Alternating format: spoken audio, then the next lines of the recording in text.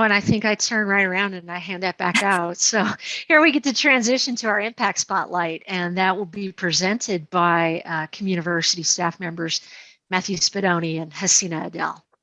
All right, thank you very much. So yes, over the summer, we worked on a somewhat new program. This was our second year delivering summer gardening kits, but the first year that we had associated summer garden education workshops that included all the family members, kids, their parents, and even some possibly grandparents or older adults that came with it. And I'm going to let Hassina take over most of the presentation because I also let her lead most of the lessons, and she did an excellent job. So off to you, Hassina. Thank you, Matt. So this year we decided to embrace one of the tenets of environmental education by making our kits and workshops culturally relevant and themed around the traditional Latin American dish, Pico de Gallo.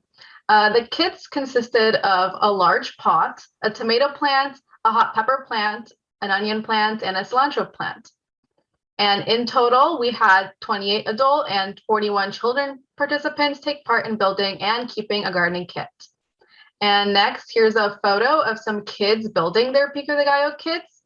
And as I mentioned, we also conducted summer gardening workshops where we had 111 attendees over 6 workshops, and many people came to multiple workshops.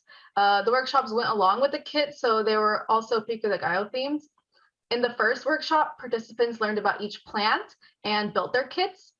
In the second workshop, we taught participants all about the origins of Pico de Gallo and where each plant comes from and how the meal connects to Latin American culture and languages.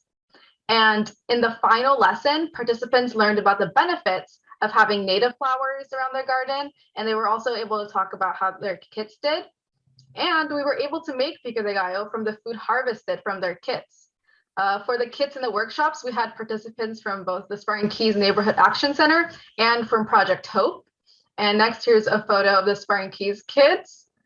And next is a photo of our Project Hope court. So we did have a few challenges, mostly related to COVID-19, but also some related to the fact that most of the Growing Sustainably projects that we ran before all happened at schools and with teachers, and now we were trying to do it in the summertime. So first of all, where can we host the events? How do we attract participants? And lastly, how do 2 non-bilingual people teach families with some members who primarily speak Spanish? So thankfully, we did have solutions to these problems. We were able to use our community partnerships and teach our lessons at History Park. So there's a photo of us at History Park, and then next at Martin Park, and next at McKinley Elementary School. We also needed a new way to attract students and families since they were not in school. So we made flyers like these, the next photo, and in English, Spanish, and Vietnamese.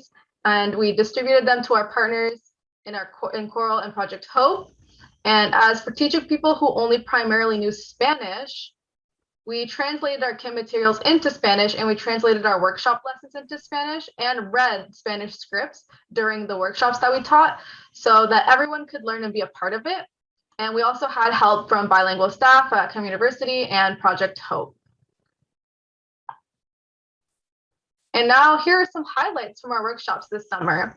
So these numbers come from the post surveys that our participants completed. So 100% of survey respondents said that they enjoyed being more sustainable. 90% of respondents said they knew more about where their food comes from after attending our workshops. And participants really got into the lessons and material since they asked us a lot of questions and were curious about future workshops. So the first image we're going to show you is a lesson that we did at McKinley. This is where participants learned about sustainability and how to care for the plants in their kit. And this second image is our outdoor classroom at History Park. And in this lesson, the participants learned about the origins of their plants and how some of their plants are connected to the Aztecs and languages such as Nahuatl. And then this third image, this is just an image of some students painting rocks. It was an activity. They were making garden markers for their plants. and they got pretty creative. I mean, look at this cute strawberry.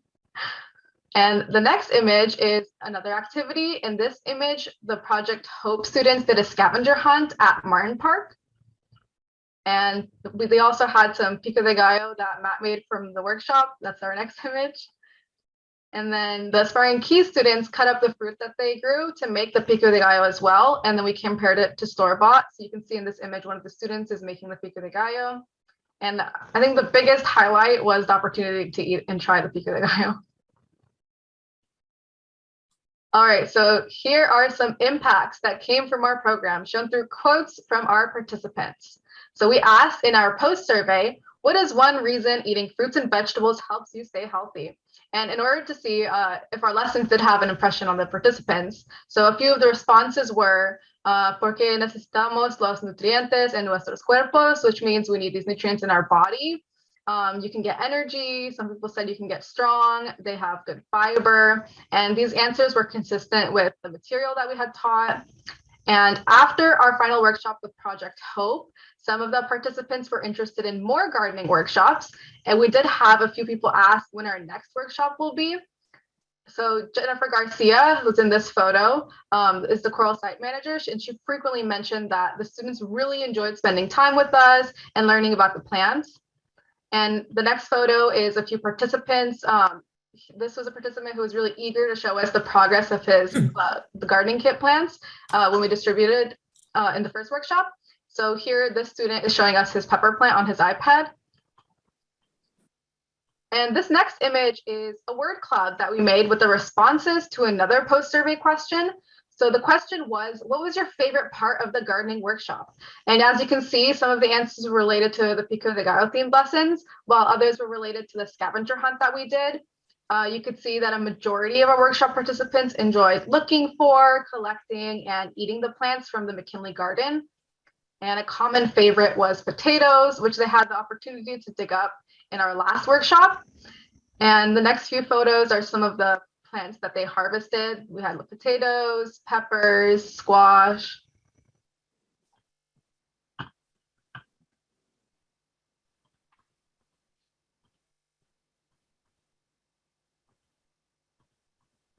Sorry, I was muted. Okay, thank you, Hassina, for the overview on the program. I want to say, I think overall, the biggest impact of these lessons was in the community gathering around gardening during COVID. It was just really nice to be present with everyone outside at the gardens and share knowledge. And Hassina and I learned a ton about Pico de Gallo from our gardening participants and vice versa. And it was really something special that the participants and we looked forward to doing together, sharing smiles, food, and knowledge. And I also want to say a really interesting part of our programs, the potatoes that these participants were picking were planted by Coral students during a separate garden education workshop. So there's like a continuity of our workshops, and they, benefit the next people coming into the programs. So it's really nice to see the fruition of some people's work, going to the hands of the next people, and then some of their work is going to go to our next semester's participants. And I really would like to thank the Open Space Authority and the City of San Jose for funding the project. These kits and the pots and the soil and the plants, they're not very cheap. So I'm really happy that all of that physical infrastructure went directly into the hands of the community members and the families. And I want to thank Project Hope, especially Maria Perez Cid, who did a ton of work promoting our events, and Jennifer Garcia with Coral, who let us work with the families at the Spartan Keys Neighborhood Action Center, Steve Wright at History Park, who let us use the grounds for lessons, and lots of other CUC staff who attended our lessons, helped us translate English and Spanish. And it was a very collaborative effort amongst our partners. And I'm really looking forward to next summer's events already. So thank you. Joan, I see you have your hand up. Did you want to jump in real quick? I actually had a practical question. I have attended a webinar on container gardening, and I was curious, are the 4 plants needed for Pico de Gallo compatible for one pot, or did they have to be grown separately? They actually are. Tomatoes and peppers grow really well together. Onions It's kind of neutral. They don't take over the root space like some like bulbous like tomato or like potatoes would interfere with pepper and tomato roots. And then cilantro also grows well because it's a basal plant that grows underneath everything else. So the 4 plants actually work really well together in general, and even better that you can make Pico de Gallo from them. That is good to know. Thank you. Yeah. Okay, Fernanda, I see your hand, and then I'm going to rush everybody along. Yeah, sorry. Yeah, just really quick, but I love this project. It's amazing the fact that the students actually went to the community with a script in Spanish and tried to communicate with the students and the family. I think that's fantastic. I love everything. I just wanted to get from the students' perspective, does that an experience such as that, does it inspire you or motivate you to learn Spanish in a more conversational, more in a better way? I don't know if any of the students that were part of it have something to say about that. I think for Hassina and myself and the other student, Ethan, who's not here today, we all I think, yeah, definitely encourage us to learn more Spanish. I mean, almost every day I'm trying to practice my Spanish and get better. Yeah. It definitely feels special when you can have small conversations with some of the family members in Spanish. You can tell that it makes them happy, that they're feeling included in the project. And of course, that makes me happy too. Yeah. Fernanda, Right, and one that's of the great. One of the things they did is that they wrote their script in Spanish, and then they delivered it in Spanish. And the pronunciation of both Matt and Hassina is really great. And so we talked about, maybe them getting the opportunity to speak it more often, and they will get up to speed very quickly.